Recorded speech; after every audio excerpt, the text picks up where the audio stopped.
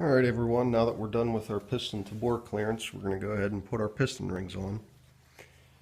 Probably the trickiest one's the oil control ring, and I'm going to show you something here. This is the book I've been using. It's a Haynes manual. Now here it shows the diagram of how to set your rings up. As you can see, there's two A's. Those are going to be for your oil control rings, the real thin ones. B is going to be for your second compression ring. C is going to be for your spacer, this large one here. For C here, you just want to get it in between those gaps. You don't have to get it perfectly in there. And D will be your top compression ring. However, this diagram, it says front of engine that way, but I like to do my pistons facing upwards and working from like the opposite side. So I'm actually going to be turning this diagram upside down, so the front of the engine will be to my right now. So we're going to go ahead, make sure you clean your rings very well. They could have shipping grease on them or dirt.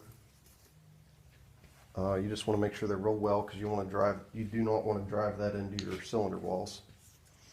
So here we have our piston, and the way it would be sitting, this is number 7 for the driver's side, so it'll sit in there like this if the front of the engine is to my right, with this flat on top. So now that we're working this way, we're going to follow our diagram, and our oil control ring, the real fat one, the gap has to be between here and here. So what I like to do is just line it up with the wrist pin, because it has this wide range, and this may move around as you put your two smaller ones on there, so you still have all that movement to the left and right whenever you line it up. So just go ahead and fit that in its groove. You don't need a expander for this, just fit it right in its groove. And you have to make sure that these ends butt up together. You don't want them overlapping or anything. They have to be perfectly butted up. Okay, now here comes probably the trickiest part of all this, would be the first oil control ring. Now the gap for this one is supposed to be either here or here, and I like to use the corners of my skirts. So it doesn't matter which one goes where, but I always just go to this one first, just to do it. And the way you put this in is, I'm going to move you guys down a little bit here so you can see, is put your first corner inside. So make sure that our ends are butted up and lined up. So now we're going to come over, fit our corner down in below that. And like I said, this is the trickiest one, so just take your time with it and pay attention to everything and make sure nothing's getting hung up or stuck.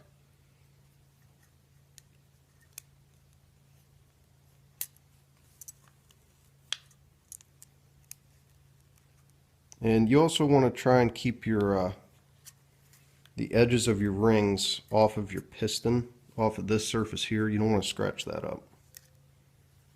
So just be very gentle and take your time with it.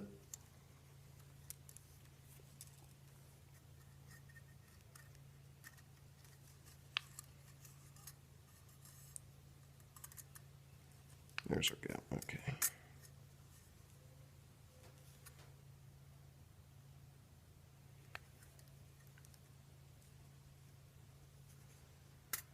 Okay, once you get it started in,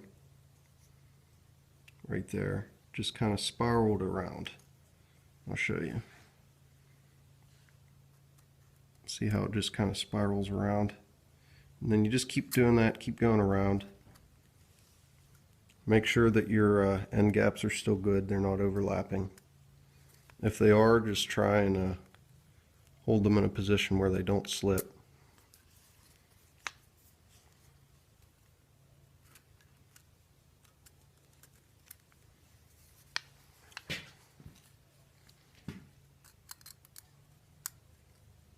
These can be tricky.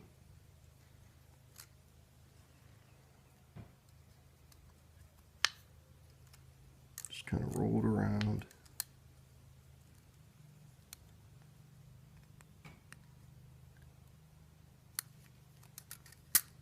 This thing keeps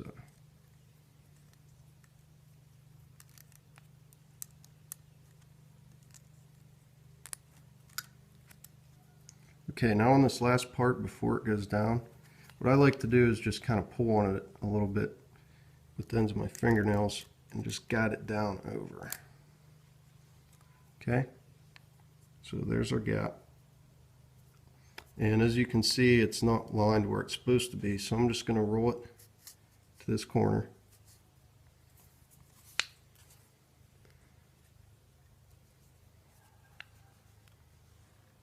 Oops, I'm sorry. I meant to roll to this corner. There we go.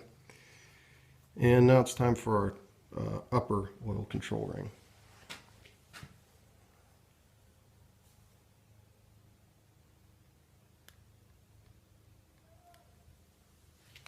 So go ahead and take it.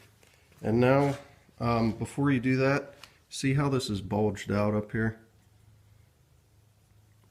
Just make sure it pushes in. Make sure it moves freely in and out.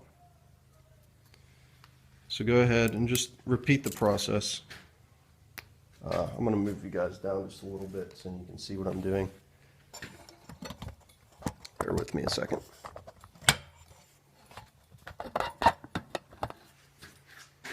Okay, that's a little better. Okay, so we still have our piston faced how we are going to put it in. So now our gap's here for our lower one, and we're going to put the upper gap over here. So again, just start in this corner. Just start it there.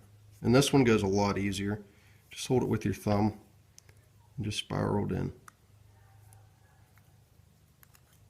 There we go. And pull it out.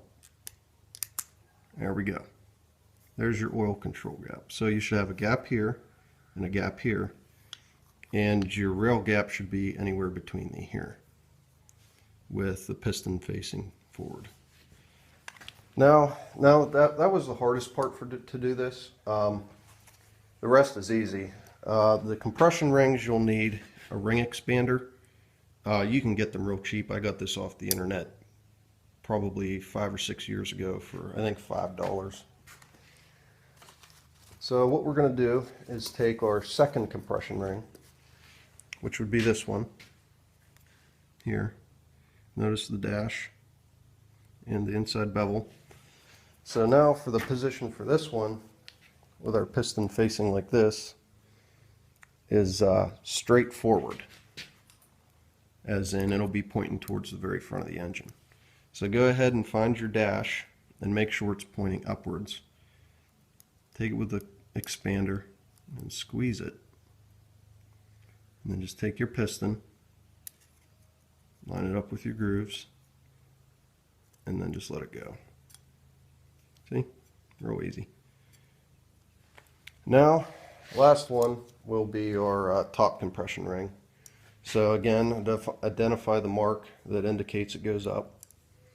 Grab it with your expander, open it up, and this one goes straight back towards the rear of the engine. Line it up with your groove, just like that, and then release it.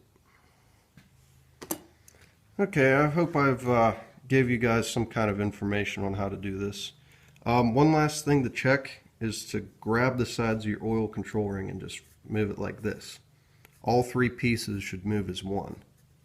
If they don't, then something's hung up somewhere and you have to check it out and take it back apart. But that's pretty much how you do this. It gets easier as you do it more, but it's not too hard.